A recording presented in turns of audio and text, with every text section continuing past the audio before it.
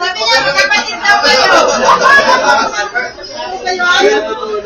Kasi sabi ko, lahat ng mag-couple, almost at saka GA. Magkapatid daw kayo.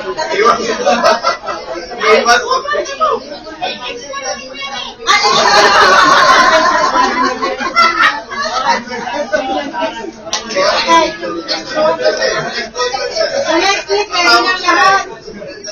Ready ng lahat next week? Ay, mga chismosa. Ready na kayo sa next week? Hindi pa po. Nag-uusap kami nag-MC eh. Ano na nag-MC? Hindi na nag-mati. Sa next week po, mag-enjoy lang po tayo. Mag-relax bago ang ating masapak sa mga event. Kasi pagdating ko ng October, diretso na tayo. Okay? Diretso na tayo.